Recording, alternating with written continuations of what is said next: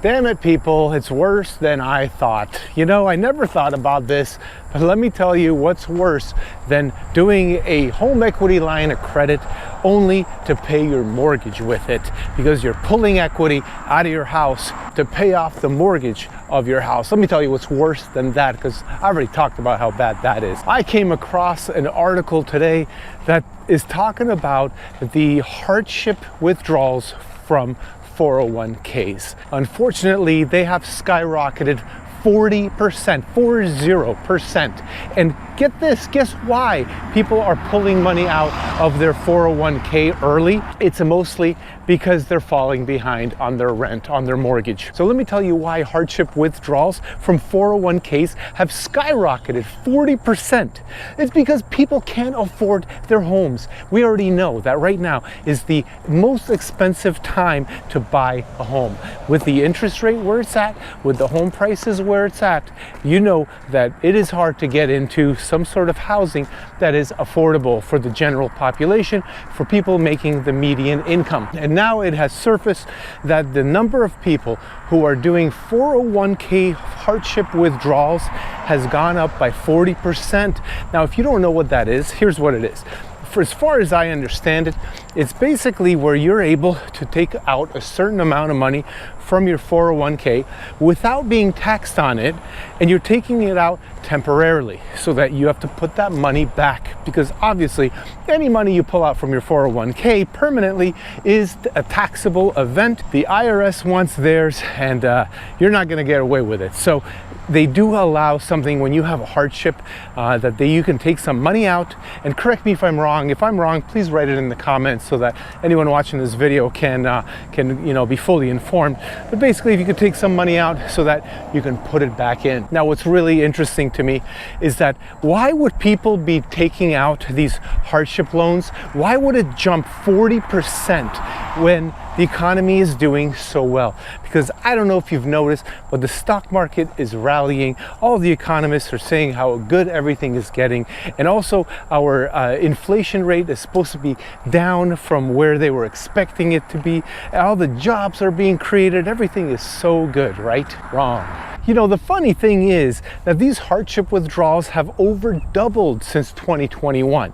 So this is truly alarming. And when the federal government is telling us that the economy is doing well and home prices are going up and soon interest rates will fall because the economy is doing so well, then let me ask you a question. Why are people going and dipping into their retirement account, their 401k? What do you think they're using that money for? Do you think they're just going and buying a car or something? No, it's a hardship withdrawal. I mean, you have to qualify to withdraw the money. You have to sign off and say that, you know, X, Y, and Z is happening, and it has to be a qualifiable event.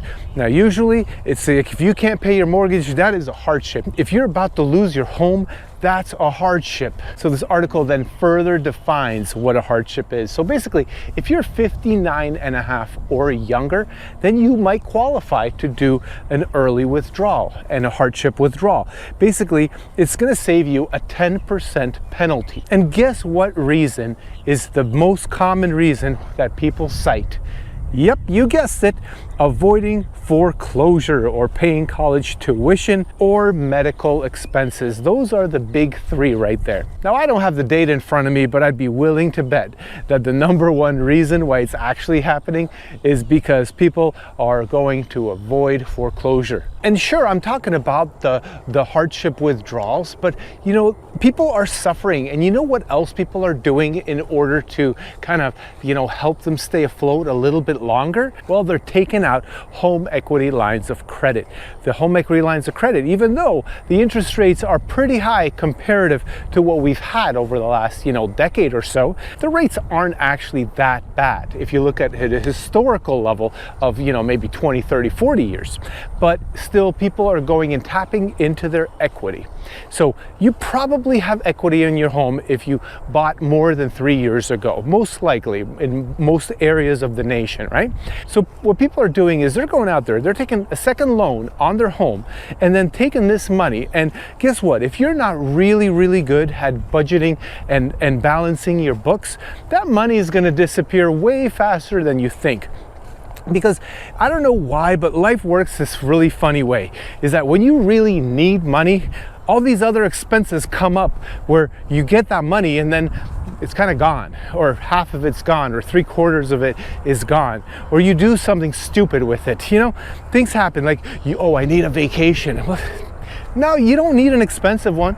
You can go and just go on vacation, okay? You don't have to like spend all this money. You can go and figure out how to maybe house swap or do something to save some money. And unfortunately, people don't educate themselves enough.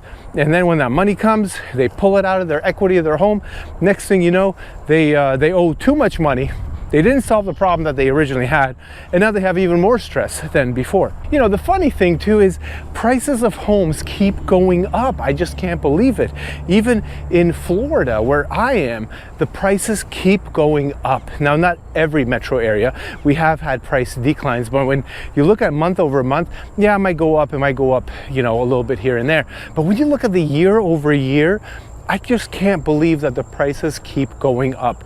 Although, on the other hand, I don't blame them, because people want to move to Florida, and quite frankly, I love living in Florida. This is a really beautiful place to be. I mean, look at this behind me, you know?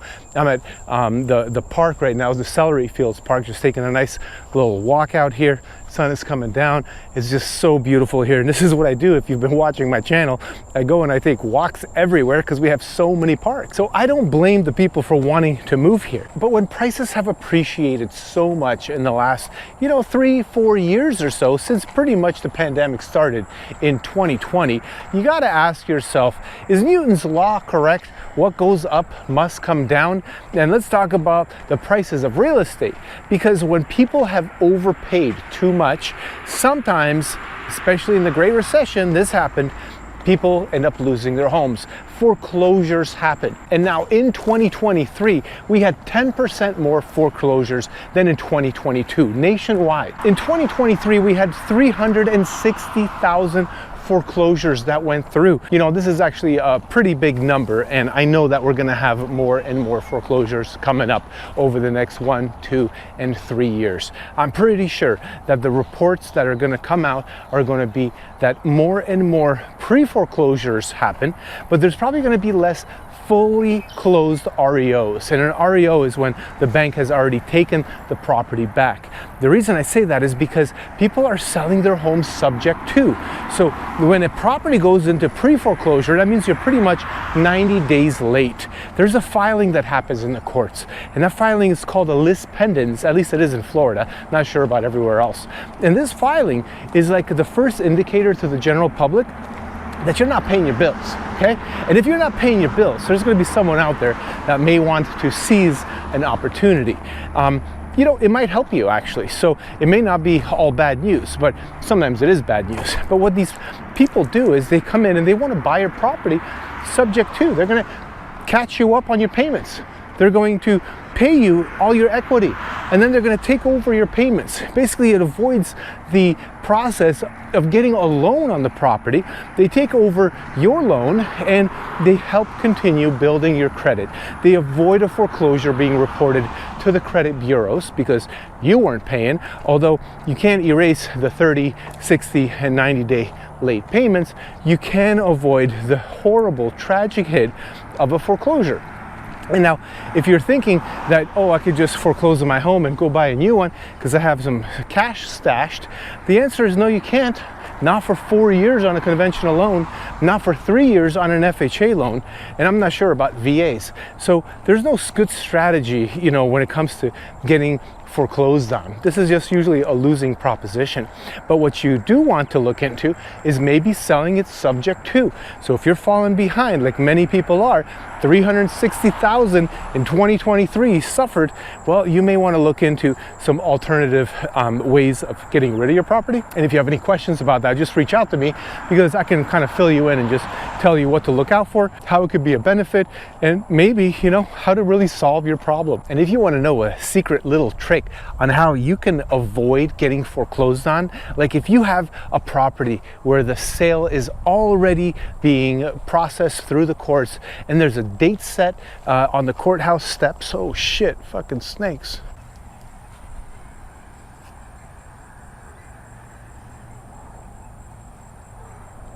And now, if you're going through foreclosure and you already have a date set for the foreclosure auction, this is like the final step before possession gets taken from you for not paying, then there is a little secret trick that you can do. And this is not a secret, actually. Everyone knows about this, but you might not. So here's what you do. And this is not necessarily something that I suggest, because it's going to take a hit and it's not going to fix the underlying problem, which is not enough money. But it will allow you to stay in your home a little bit longer. And that would be filing for bankruptcy. Because as soon as you file for bankruptcy, all the proceedings on any collections, on any foreclosure sale, anything like that gets put on pause. Pause, not a halt, not a stop, not like they will never do it. Just gets put on pause. And then the judge takes over. The judge actually decides what is going to be the fate of your property. Now, if you've owned the property a long time and you're not that far behind and you just had a temporary setback, there's a good chance the judge is going to grant you the opportunity to catch up. And it just buys you more time, you know? I know somebody who's going through a process of getting a payout from a lawsuit, and this payout is just taking a little bit longer. You might be in that position where you had no money coming in due to some injury and you're waiting on a payout for insurance, or you're paying out from some lawsuit, civil suit, and that time might help you keep your home if you're having problems, you know, making your mortgage payments and keeping it. Which brings me to this really sad story of this lady in Kentucky. Her name is Carol Haynes, and she lost her husband of 25 years in 2022. And you know what happened in that time? The bank accounts got frozen. So when someone freezes your bank accounts, do you think you can make your mortgage payments, usually the highest payment that you have out of all your monthly obligations? Well, the answer is no, you can't, and she couldn't. Unfortunately, Carol started falling behind on her payments because the bank account was frozen, okay? What is she to do? Well, finally they set a date for the courthouse steps for her home to be sold at auction, and she decided to use this strategy. She decided to file for bankruptcy to buy her a little bit more time as the estate gets completely settled. And now this article also mentions a really, really simple and free and smart strategy that you can do to protect yourself, regardless of how old you are, because Carol is, you know, aging, right? She's a little older, but maybe you might be a young couple and you might have the husband take care of all of the expenses, okay? And that's fine, right? However you set it up. But what could have prevented this freezing of the bank accounts in her case is just a little bit of planning on the estate that they have, right? It's not even an estate. I mean, it's just like some money that they have coming in. And they had a little bit of money saved, but because the bank accounts got frozen, she wasn't able to continue the automatic payments that were happening for years of owning this home. So what you should do if you are a freshly married couple is create a joint bank account. Have some of your money reserves in there for emergencies like this. Don't have all the money in one person's bank account. Don't have all the money in the other person's bank account. Make sure that if somebody should die unexpectedly, which happens every single day, there's always people dying in some motorcycle accident, heart attack, choking on something. You never know what's going to happen tomorrow. Tomorrow's not promised. Be grateful for what you have and set your spouse up for to not have a problem like Carol had. This is a huge, huge thing that you can do, and it doesn't cost anything. It's free to open a joint bank account and put in the monthly payments into that bank account. It's free, literally free. So what are you waiting for? Just go and set something up so that both of you can be, resting with peace of mind should something happen to the other one. Not that you would have peace of mind if something should happen, but you know what I mean? Just this component of the stress of it. And this brings me to another program that I actually didn't even know about, because it's not highly publicized like some of the other programs out there. This one was set up in 2021, and it's called the American Rescue Plan Act. They set aside almost $10 billion to help people like Carol in these kinds of situations, actually in all types of situations. Basically, it's to support homeowners facing financial hardship due to COVID-19 pandemic through the Homeowner Assistance Fund. So go look that up. There's a Homeowner Assistance Fund, and it's called the American Rescue Plan Act that passed it. So you might be in a position where you need help, and this program is designed to help homeowners manage their monthly payments, homeowners insurance, utility payments, and other expenses, all while helping them avoid foreclosure. Now, this is a really good idea because we do not want to have spikes in foreclosures. When we have that, that is an indicator, that's a lagging indicator of an economy that's not doing well at all. And right now, we do have 360,000 foreclosures that went through in 2023. Who knows how many we'll have in 2024? I can't predict that. But these programs exist to prevent some of this stuff. It doesn't mean you're going to get your mortgage paid for, but if you're in a financial hardship and you're risking losing your home and actually getting completely foreclosed on, maybe, just maybe, you might be able to benefit from a program from the government. Now, the government is not necessarily the best person to go to if you need money. They have lots of stipulations and try to keep you poor if you do get some financial aid and assistance. But, you know, this might be something that might be good for you. And foreclosure filings are up indeed significantly. However, we really have to talk a little bit about people defaulting on credit card debt and people defaulting on car loans. Let me ask you a question. If you have financial struggles right now, what is the first thing that you're going to stop paying on? Is it going to be your home? Is it going to be your investment properties that pay you? What's it going to be? It's probably not going to be that. It's probably going to be some of the liabilities that you have, not some of the assets that you have. And what are the biggest liabilities? Credit card debt. That's what people stop paying on first. We are seeing credit card default rates skyrocket. We're also seeing people take out a lot of credit card debt. So the level at which credit debt is out there has increased, and it's at an all-time high right now. But here's what's a hidden little thing that no one is reporting on.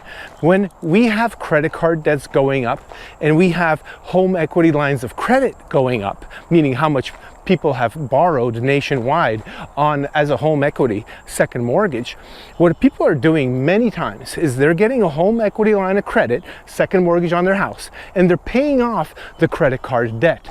So now their delinquencies and the balances that they have go to zero.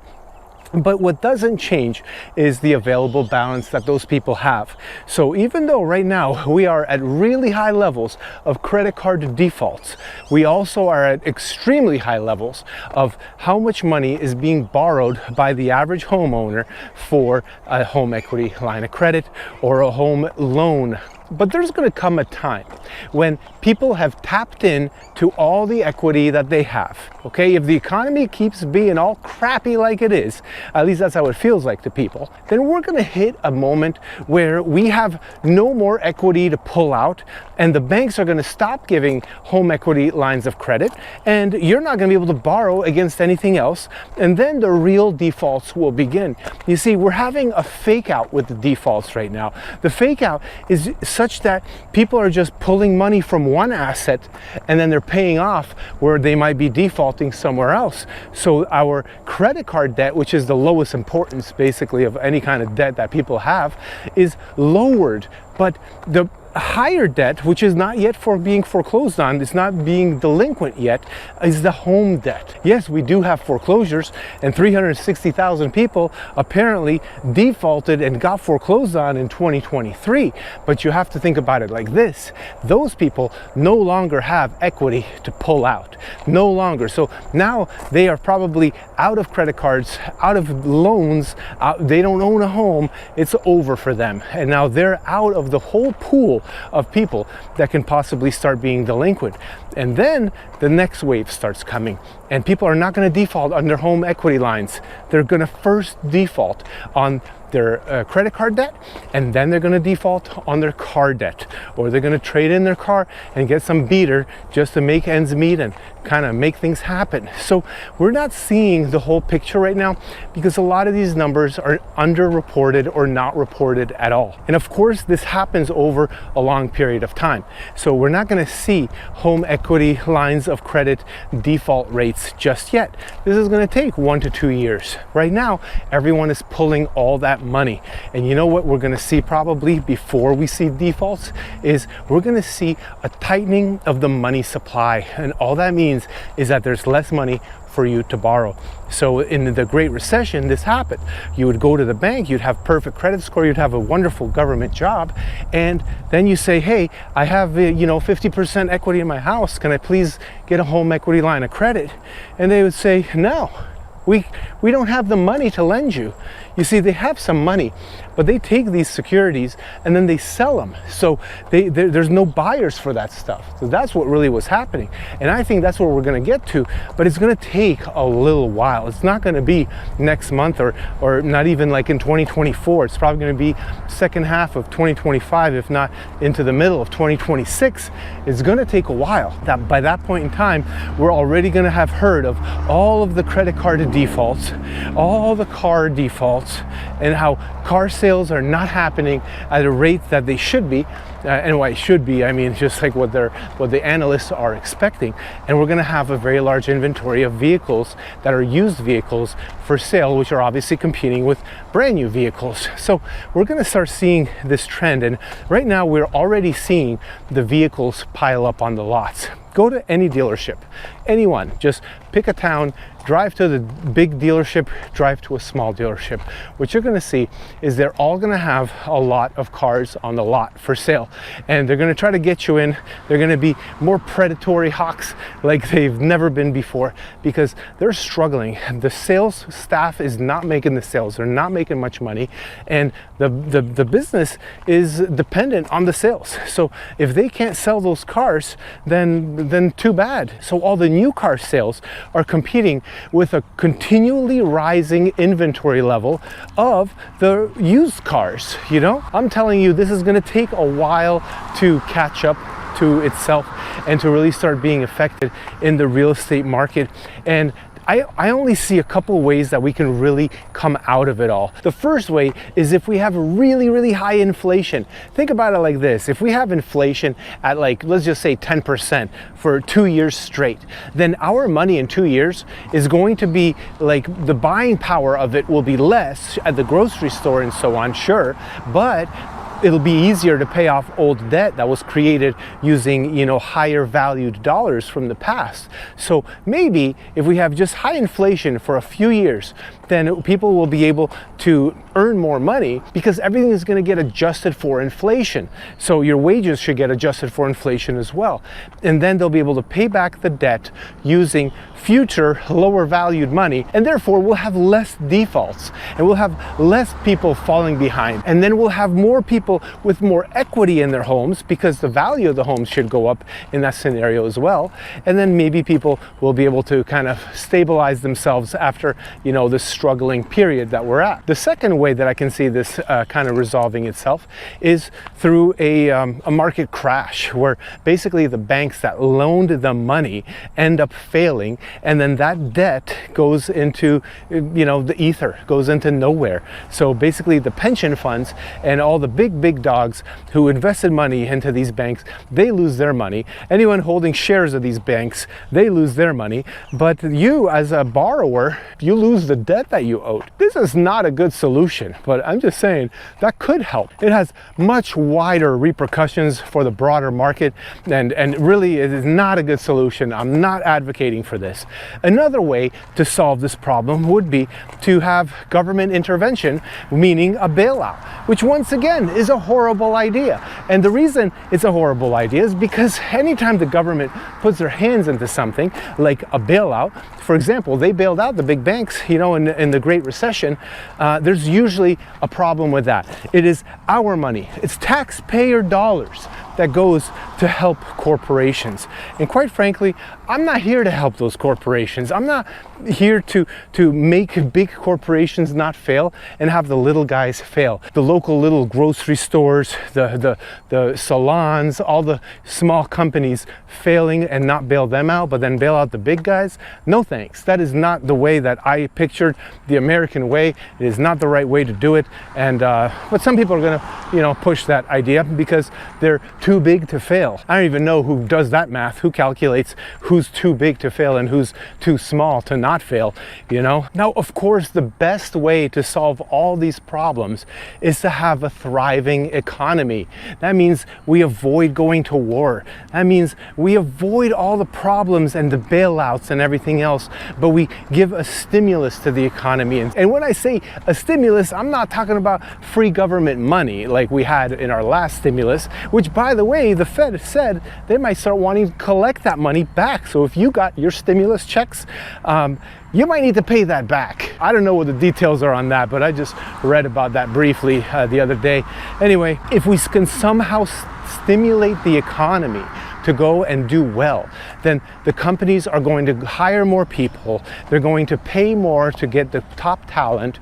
Then the people who might be struggling today can find a job and go and pay off their debts, and everything kind of gets resolved in the medium run, not the short run, not like 1 year, but maybe in the 2 to 3 year. If we have 2 to 3 years of steady job growth and great reports and everyone feels like they're doing pretty well. Now, let me ask you, what am I missing? What is it that would also help solve all these problems that we're having?